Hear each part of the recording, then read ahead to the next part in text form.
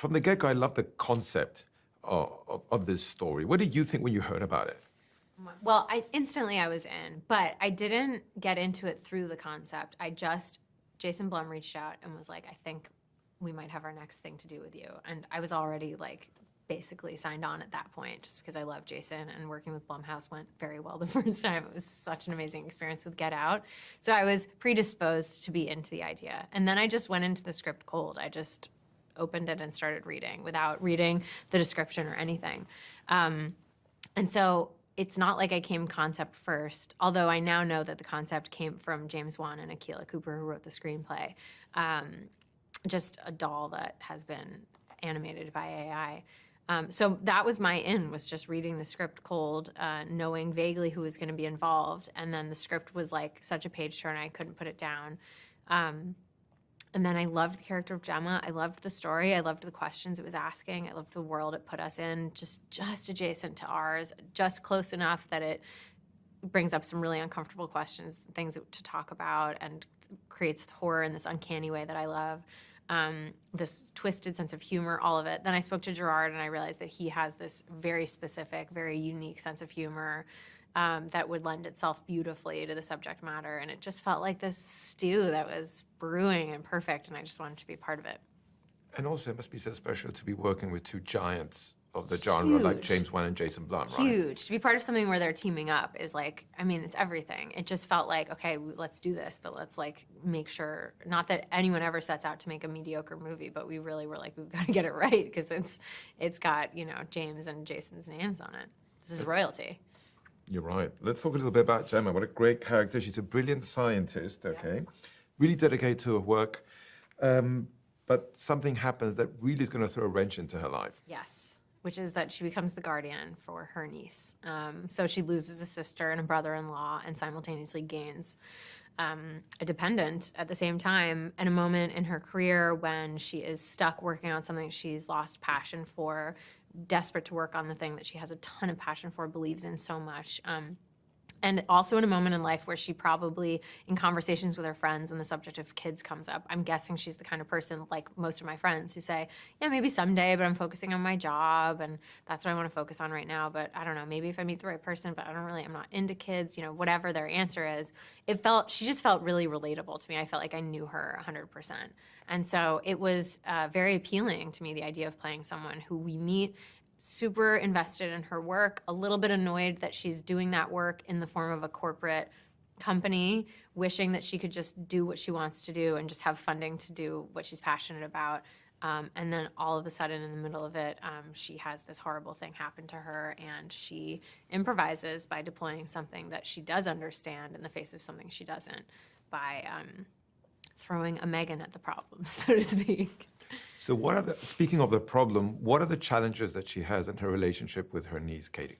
Well, I think she just doesn't know Katie that well. I think she sees her occasionally, but no amount of casually knowing a kid is going to prepare you for full-time taking custody of them and taking care of them. Plus, in theory, her biggest role right now should just be to be there for whatever Katie's experiencing, because she's just experienced the worst loss a child can experience, and Gemma just doesn't have those tools, which I think most of us would be totally intimidated and unable to meet that moment. It's such a huge thing to try to walk a child through that she doesn't know where to start, and she kind of can't. She's just sort of at a loss. And so making sure that she didn't feel like evil in her inability to do that, but instead relatable in her inability to do it, was really important, because if she felt ill-intended or anything like that, you lose the audience for the whole movie. It needs to feel like she could be good at this, but she just doesn't know how to do it. She just doesn't have the right words. She doesn't know how to talk to a kid. She doesn't want her to touch any of her toys, which are collector's items in her mind, but toys in the kid's mind. She doesn't know how to tell her kid that she has to go do work. She starts telling her about what's going on at the office, and Katie's just eating toast. She doesn't care. All of those moments I'm hoping will feel really familiar to audience members, but in the moment while you're watching the movie, you're thinking, oh, come on, Gemma, just give her a hug. Just tell her you're here. Tell her to talk. How are you feeling? And she just doesn't know how to do that yet.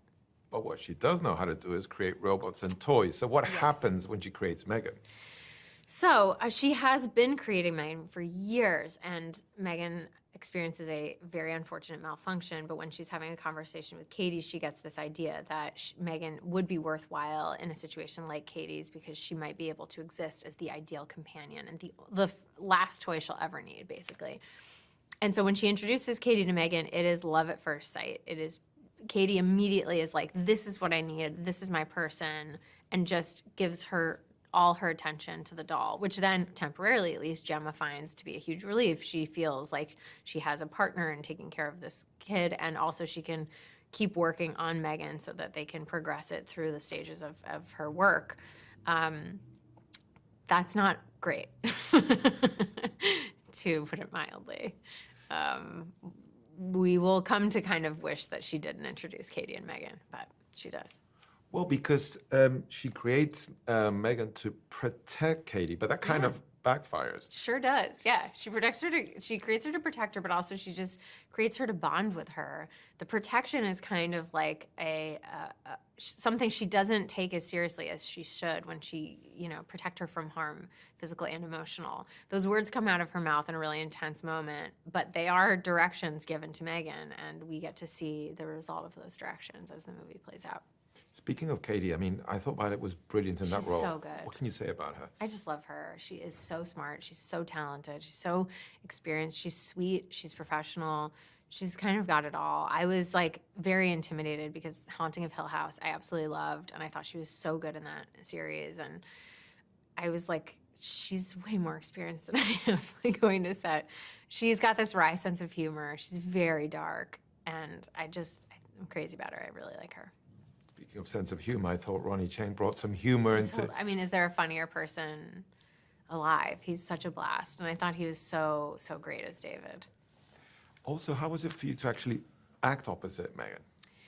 Well, without going into like the logistics of how M3GAN is portrayed, because I think it's more fun to just think of her as M3GAN, it was challenging to act opposite her, and it required help from every single department. It was one of those things to achieve in a movie where everyone has to be working together, rowing in the same direction.